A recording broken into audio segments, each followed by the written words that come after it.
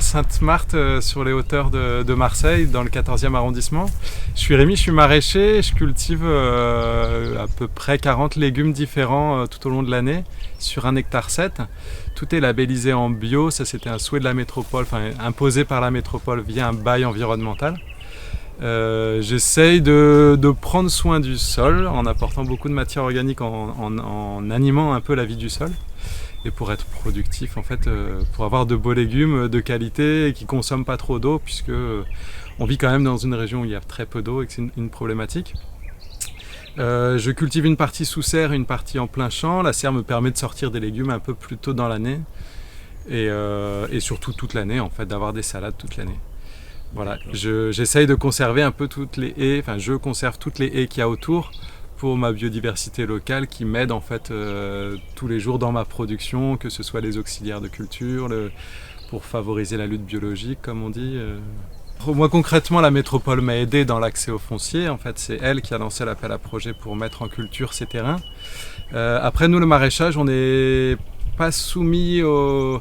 Disons que le gel, par exemple, ça a eu beaucoup moins d'impact sur le maraîchage, même si, je dis ça, moi j'ai perdu quand même, là en avril dernier, 200 plants de tomates à cause du gel. Il peut encore geler à Marseille au début avril. Bon là concrètement, c'est difficile à chiffrer, et du coup il y a très peu d'aides mises en place.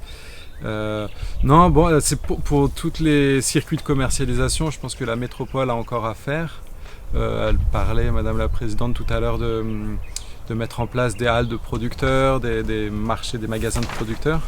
Voilà, je pense que c'est une démarche profitable à tout le monde, en tout cas à tous les paysans et aux consommateurs de la métropole. Après, moi, je souhaite avoir de la concurrence, entre guillemets, c'est qu'il y ait d'autres paysans qui s'installent, il reste des terres, et quand on parle de souveraineté alimentaire, ça commence par là, de débloquer des terres pour des paysans, puisqu'il y en a à Marseille, des porteurs de projets motivés, prêts à passer 50 heures par semaine à quatre pattes dans la terre à désherber des carottes. Il y en a. Maintenant, il faut leur donner de la terre, quoi. Le cadre se prête ici pour aussi accueillir du monde, c'est vraiment joli. Et moi, je suis content de faire partager aussi cette campagne marseillaise que finalement peu de Marseillais connaissent. Et je pense que c'est bien de le savoir pour les Marseillais que malgré tout, il y a des produits qui viennent de pas trop loin. On peut faire pousser des légumes ici.